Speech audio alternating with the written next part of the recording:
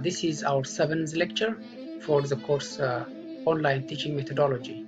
So in our previous 6 lessons, we tried to put the foundation for online teaching learning methodology, the learning management system, and Moodle. Now our today's lesson is extension of the 6th lesson, which is part of the Moodle. The two important elements with Moodle is the resources and activities. Without resources and activities, the teaching learning process cannot be complete. So we will today discuss what kind of resources available in Moodle platform so that teachers or course creators can use in their courses, and also how we can use those resources will be the discussion. Okay. Moodle resources. Moodle resources are modules. When we say module, it's different from the concept of module we have in distance learning. In distance learning, when we say module, it refers to the book which we send for students to get their lessons. But in online context, especially in Moodle, the concept module refers to the different softwares, small softwares or plugins, or which are embedded in Moodle, so that it serves as different purpose. So resources is one of the modules, or one set of modules. So if you see in this image, we have certain number of resources, including the book, the file, and folder, and so on and so forth. We'll see them in detail later on. And before we go into the detailed discussion of each and every module, let's see how we can access modules or resource modules in our Moodle platform. So let's go to our website. This is a website for Paradigm University. If you remember, last time I've showed you how we have or how we can sign into our account. So the obvious thing, or the first thing you should do to sign into your account, is you have to go to this page and log in, and it prompts you to put your username and password. I have already saved my username and password. Let me click it in here. Okay. Now this is my dashboard. In my dashboard, I always find my courses, among others, with site home, calendar, private files, and content bank. My courses, under my courses, I have number of courses which I'm registered for, either to teach or to learn. So when you sign in and check your my courses, you'll find the number of courses you are registered for. If you don't see any courses here, it means you are not registered for any course, and you need to talk to the Office of Registrar or the Learning Management Administrator. So let's go to Online Teaching Methodologies or Methods, one of the courses which I am assigned to teach. I will click it here. Then it will take me to the course block. Is online methods. So this block is called course block, is online methods. Now the objective of sign into this module or course portal or course block is to access the courses and modify the courses or edit the courses. So as you can see, I cannot modify or I cannot change any of the elements in the course. If you like to change any of the elements, you have to turn this blue button which says turn editing on. You have to click in here. When you click it, then it gives you access to modify all and each of the list of activities and resources here, to change or to add. Now here we can see, so as I've told you, everything which you find here is either an activity or other resource. Now we are discussing how to add resources, not activities. We'll see activities later on, and now let's see resources. If you want to add or edit any resources, you have to click here. If you want to edit the already existing resource, you have to click edit here and edit setting. But now let me show you how you have to create a new resource which is not already here. Click here and it gives you 3 options: add an activity or resource, all activities and resources. If you would like to select resource, then click resource. If you like to select activities, click activities. Or if you know which one is activity or which one is resource, and if you don't mind mixing them up, just go and click here on all. So our focus is resources, and let's focus on resources. Under resources, you find book, file, folder, IMS package content, label, page, and URL. The first one is book. If you want to add any of these resources, just click it.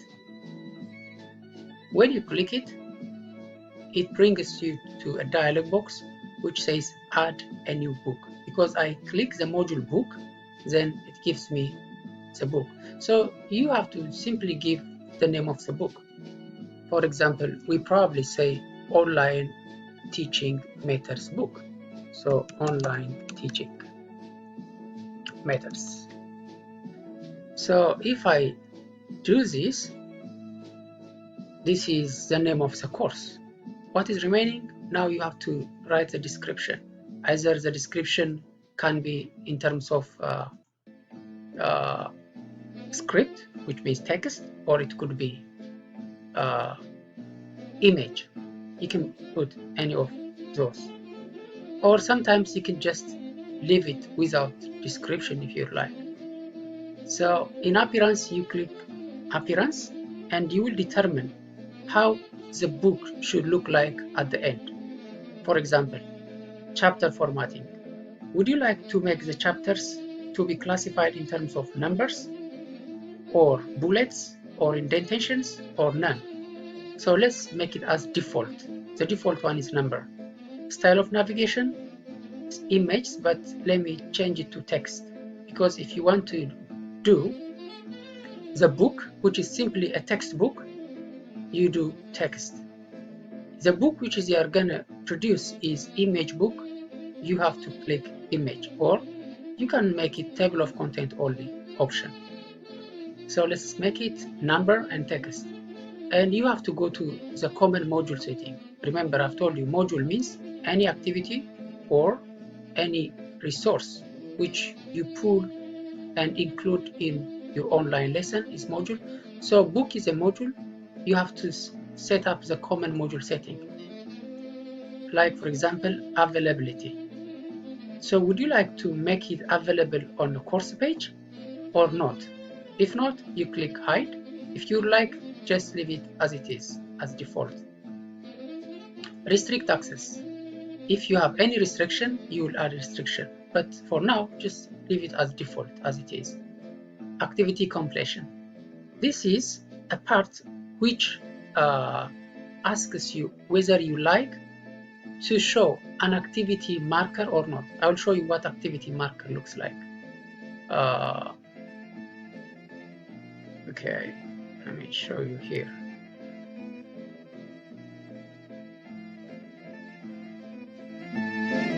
Okay, can you see these small boxes? These small boxes are activity markers. When I complete one of the activities, when a student completed the first activity, he has to click the activity marker or the progress marker. So this is what it is asking you here. Completion tracking. Students can manually mark activity as completed, or it is automatically marked. You can choose either of the two. Now for now, just you can leave everything as it is. You don't have to make any change if you just want to exercise.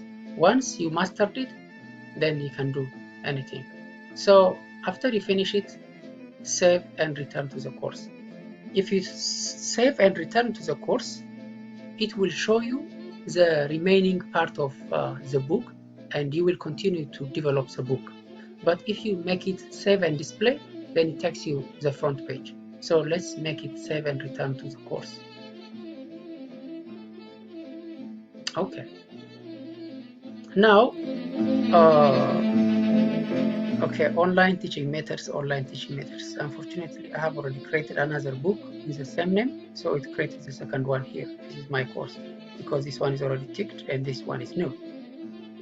So what would you do is, you have to click here, but before you click here, you have to turn editing on and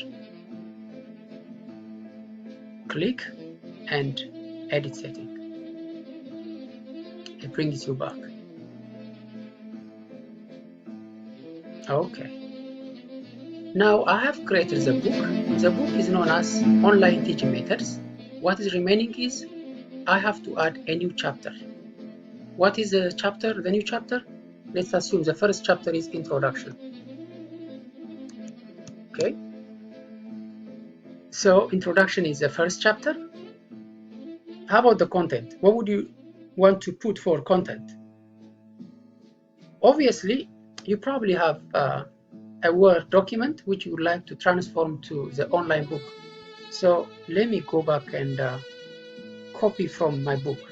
For example, I have a textbook which is written in Word document. So I can simply copy part of the document and paste it there. It's very simple.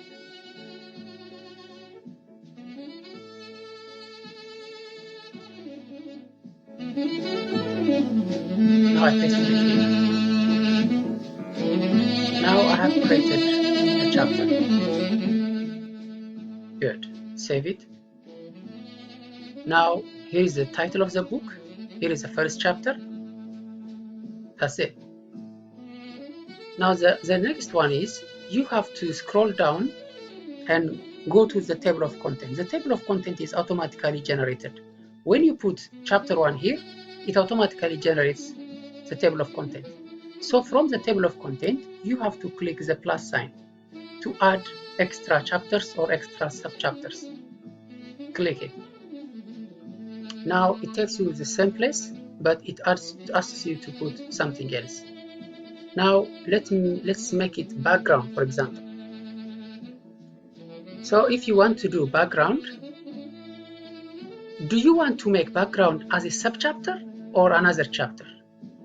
If you would like to make it subchapter, click it here.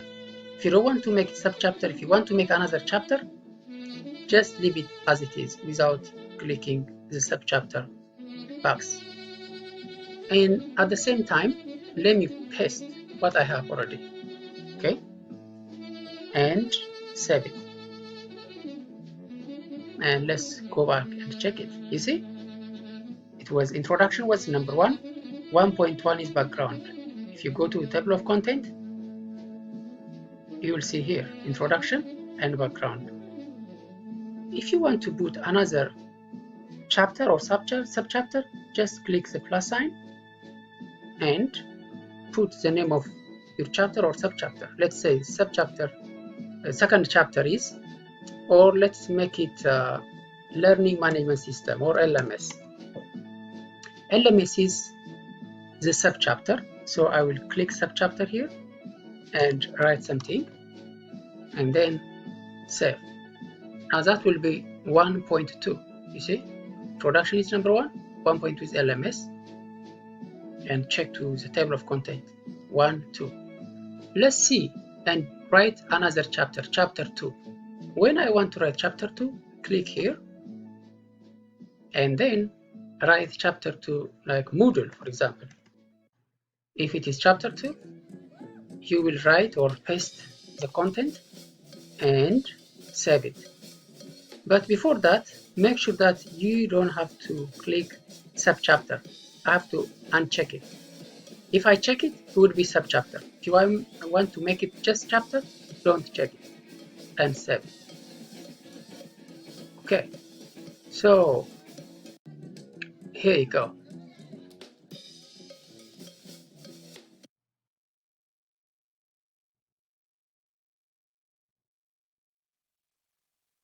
You see, number 2, chapter 2 is Moodle.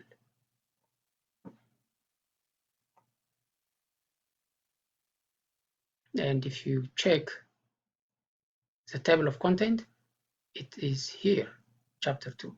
So If you have like 20 chapters, you do the same thing, you continue like that. So let me show you the kind of book which it would be at the end. Now this is a book which I have created for you to use as a textbook, and I created in the same way I've showed you right now, and let's see what it looks like. Okay, this is a book now. You can make it white by clicking here. So this is a description of the course. I put the description like this. So objectives, organizations, and everything. And then if you want to go to the next chapter, just click here. So it takes you to the other chapter, online learning. The next one is short history. Click, takes you short history. It goes like that. Or if you want to check the table of content, here is a table of content from chapter 1 up to chapter 7, and we have everything. So if student want to study chapter 6, 6.3, he just have to click here. That's it. Okay. So let's go to the other element. This is resources, and we have seen how we can add resources to our file. And these are the list of resources in our Moodle version 3.8. And it is how creating a coursebook. This is the purpose of the coursebook and how we can create a coursebook. So let's see another important resource, which is called uploading file. So as a teacher, you probably need to give a student some kind of document. It could be a Word document or PowerPoint document or PDF or picture. It can be anything. So you have to use the module called file. How? We'll see that again. You follow the same principle. You follow the same principle. You will go to your course. After you get your course, you will turn editing on. It was already off. Now I will turn editing on. After you turn it on, you have to go to add activity or resources. Click here and then go to resource. After resource, you'll find file and click file. So it takes you the same procedure as you did for book. You have the name of the file and the description of the file and the file upload. That's all. So let's add one of the PowerPoint slides I designed to teach this course. So that would be slide chapter 1, PowerPoint slide chapter 1. So if you say PowerPoint slide chapter 1 and you write the description, you probably say the description is a material for chapter 1, or if you like to, you can add things such as the number of slides in the slide. This slide has 3 or 10 or 15 slides, and it covers chapter 1 and chapter 2 and so on and so forth. If you don't want, you can just leave it without any description. It's not a must. But you don't have to forget attaching a file. So to attach a file, click here. You have two options, either by clicking here and searching from your folders, or you can drag and drop it here. So if I want to drag and drop, I will have some file here. I will drag it and drop. Boom, that's it. So if you don't want to have this, you can cancel it or delete it like this. And let me show you the other method. Click here, choose file, and it takes you to the folder. So I have in my desktop LMS courses. From here I have plenty of slides. So let me attach one of the slides, says slide number 15. After I select it, I will open it. It will automatically bring it here. So you check that it's already here. Good. So upload.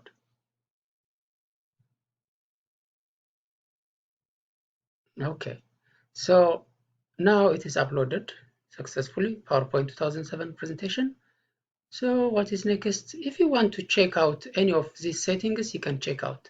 But if you want to just leave as it is by default, just leave as it is everything and save and display. Now when you save and display, let me go back to the first one. Here you go, PowerPoint slide chapter 1. Now we have another document which is attached to our resource section. So this is very, very important. So you can do here or anywhere. If you want to make this document to be duplicated, you can simply click here and click duplicate, and then you'll find it twice. If you want to move it, click here and drag it anywhere from chapter to chapter or from top to bottom. It is pretty convenient.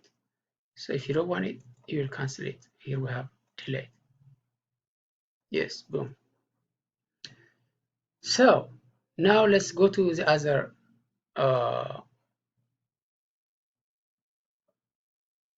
this is uploading file. I think we have done it. And now the last one is creating folders. How can we create folders within our Moodle classroom or within our course? Why we need folders? We need folders to organize our documents. For example, I have showed you how to upload a file, but instead of uploading like 10 files or 6, 7 files, one after the other, if you can collect all your files in one folder and display it, it will be very simple and convenient for your students to download the folder as a whole and get the whole document within a single click. Otherwise, they have to download every other document one after the other. So how can we create folders? Let's see. So you will follow the same procedure. You go back to online methods, which is your course block. After you go there, same thing, go and click add an activity or resource. Then when it opens up, you will choose resource. From resource, you'll choose folder and click. Then takes you all the same thing. What is the name of the folder? You probably say reference books. Okay. So reference book, what is a book? If you have description, just do description. If not, go and click here. Or as I have already showed you, you can drag and drop. Let me drag and drop. I drag and drop it once. So if you have another book, you can again drag another one and drop it there. Or if you want to add one of them by drag and drop, the other one by clicking and choosing from the folder, that's also pretty cool. You can do that too. You can upload as many documents as possible until you have 100 megabytes. Sometimes it can take you until 128 megabytes. It's a huge because PDFs doesn't take too much space. So you can upload like 6, 7 folders all together, and you will give any description if you like, and just save and return to course. You see, it says reference books.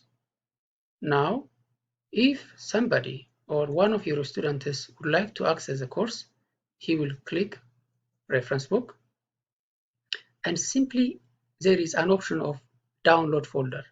When you click the download folder, it downloads everything, whether you have 10 books or 6 books, a single click can download every document. So that is very, very simple and convenient. So I think these are the activities, the resources which I would like to show you today. In our next lesson, I will show you how to upload or create some other resources and activities. I think that thank you for today. If you have any questions or comments, as usual, just email it to me, or we can discuss it on our forum discussions. Thank you very much.